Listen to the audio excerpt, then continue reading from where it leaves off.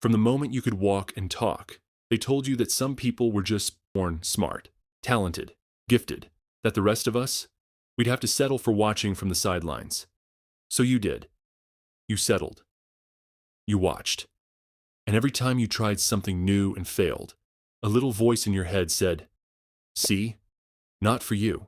You believed that voice. You fed it. You let it define you.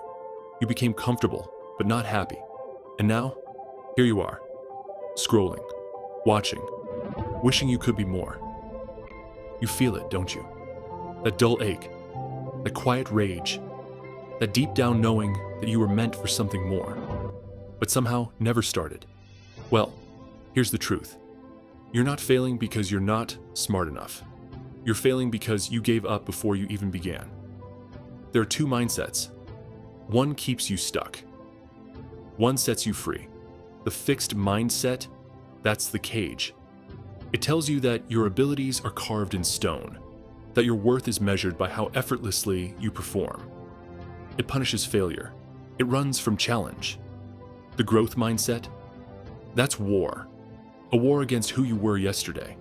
It says, every struggle, every screw up, every late night grinding, it all counts. It's all fuel. See, you weren't meant to be perfect. You were meant to get better. Ask yourself, when was the last time you did something that made you feel alive? Not because you were good at it, but because you weren't. Because you had to fight for it. Because it scared you. The people changing the world, they're not born with more brains or talent. They're just stubborn. They fall in love with failing forward. You want proof? Ask the neuroscientists, the ones who've watched the brain literally rewire itself through effort, through learning, through sweat. You don't need permission. You need grit. You need to want the climb more than the view. The people with a growth mindset, they don't care if they look stupid. They care if they stay stupid. They try, they fall, they get up, and they do it again and again. So what now?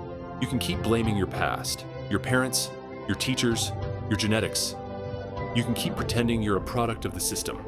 Or you can wake up and realize you are a process, one you control. You are not finished.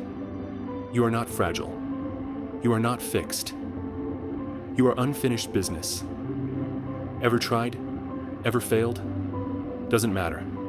Try again. Fail better.